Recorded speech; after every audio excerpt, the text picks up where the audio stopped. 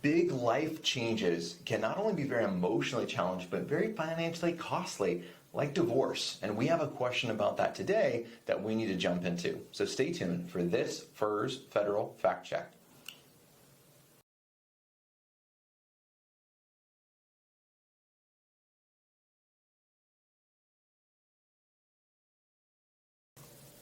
Hi, I'm Micah Shalansky with Plan Your Federal Retirement, and I'm joined again with a great advisor in our office, John Raleigh. John, thanks for joining us. Appreciate being here.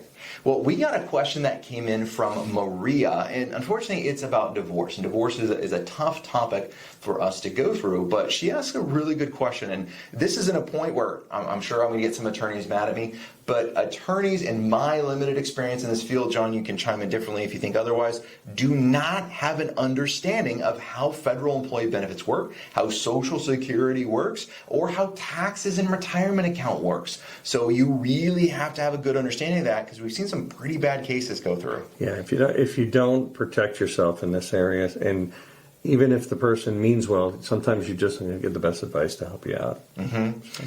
And with the court cases, there's tons of court cases that have gone up. And in fact, there's even one that went to the U.S. Supreme Court, and it said, even though the intentions of XYZ plaintiff were honorable, we are not going to hold to them because it violates the IRC, Internal Revenue Code. So even though they say, hey, look, you did the right thing, but you did it the wrong way, you're still going to be taxed and penalized. And this is the exact same thing dealing with OPM, the Office of Personal Management and Divorce. So let's jump into her question.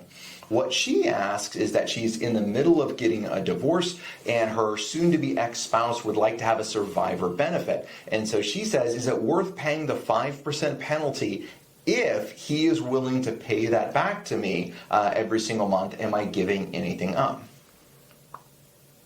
What a complex question.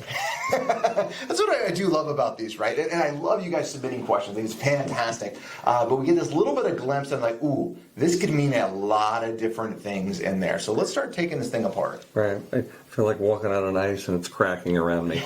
But yeah, I mean, you have to first look at it and say, okay, this 5% number, what does that really mean? Where is that coming from? Where is that process? Because obviously someone said to Maria, it's going to cost you 5% to do this, right?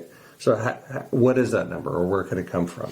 And she says in this word, which throws me off a little bit, 5% penalty. So at first my mind went to she was retiring at an MRA plus 10 retirement, minimum retirement age and 10 years of service, not fully eligible for an unreduced pension, so she's going to get a reduced pension. But I was like, oh wait, she's talking about an X, so it's probably not the MRA and 10 early retirement penalty. She's probably talking about survivor benefits. And John, my understanding on how these survivor benefits work is you have a couple different options under FERS when you go to retire. So under your FERS retirement system, you have three options. One is the 0% survivor benefit.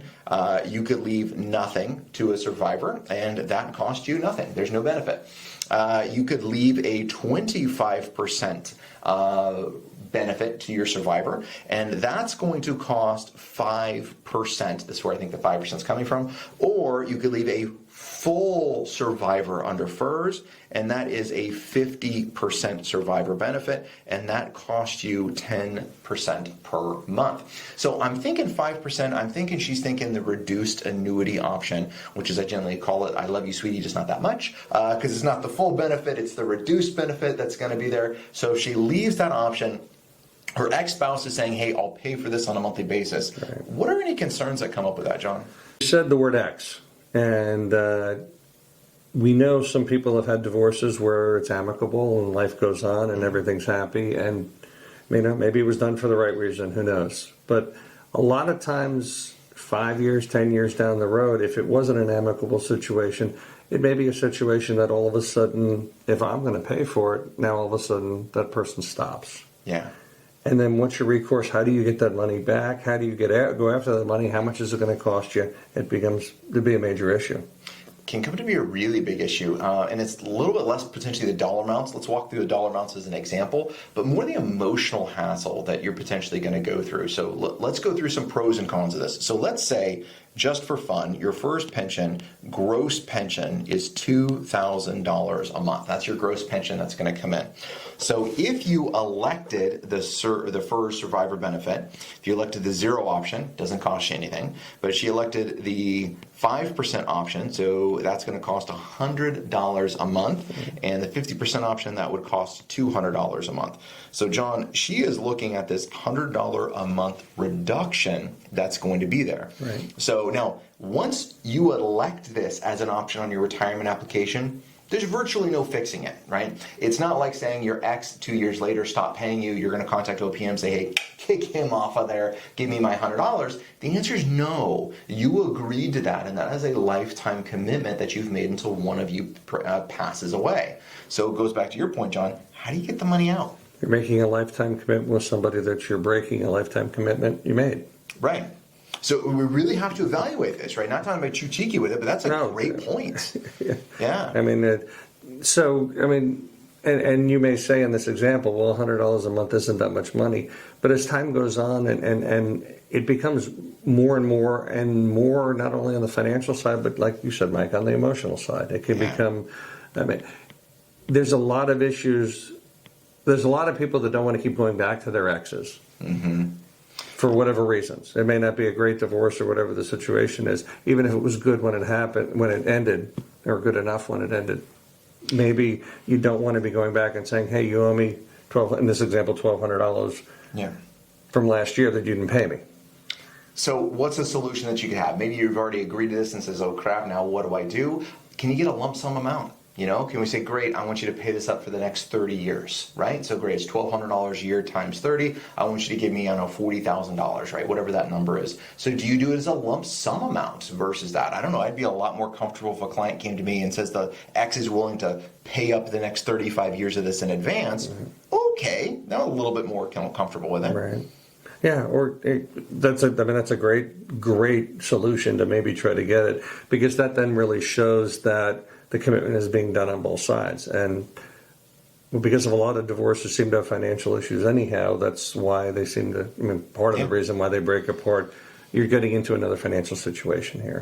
The other thing that comes up too is it's not the decision, the ex that you're making a decision with today, it's who are they going to remarry next, right? Now they get married again, because remarriage is higher, especially with men after they've been divorced. And now the new wife is going to come into the picture and be like, what do you mean you're giving your ex-wife this $100 a month that's coming out of our checking account? How are you going to handle that conversation, right? So this isn't just the decision you're making between the two of you. This is for their next relationship. You're going to have to justify that position. So I like getting the money up front if you're going to do it. And what if it's $200 or $300 or more a month? Then now all of a sudden it's even a bigger issue. Yeah. The second thing you got to think in mind with this is if you get remarried, right? And forgive me, I went to school for math, not for art or penmanship, so it's a little bit blurry on there, a little bit messed up on there. But what if you get remarried is a question. The maximum survivor benefit that you can leave is 50% under the FERS, Federal Employee Retirement Systems. 50%, that's it. You've given half of that, 25%, to your ex-spouse. If you get remarried, the only much you have left is another 25%. Are you okay with that? That's really the big question. Now, if you jump on and read the OPM forms, you're going to read them and be like, Mike is wrong. I can give 50% to every single spouse I married. I promise I'm not wrong. The forms are a little confusing in how they're set up. The maximum benefit you can give is 50% period. You can allocate that potentially between a current spouse and an ex, but there's some cost considerations with that. Understand how that works. Right. Yeah, and I mean that is really a big piece too, because not that you're hoping for multiple marriages or multiple divorces and like that, but if you're now explaining to your next spouse, well, I don't have the whole benefit, or I only have a partial benefit there, and what if it's a really good relationship? It could really, it could cause some issues there too also. Just thinking about it. I mean, who would want somebody talking to their ex-spouse all the time anyhow, if that was the case? These are important planning points that you need to be thinking about. So if you have questions like this, leave it in the comments. Hit the like, hit the share button, help us out. Submit your questions. I'd love you to jump on our website, planyourfederalretirement.com. We have dozens, if not hundreds of articles on there talking about these types of things and helping federal employees achieve their retirement goals. Till next time, happy planning. Happy planning.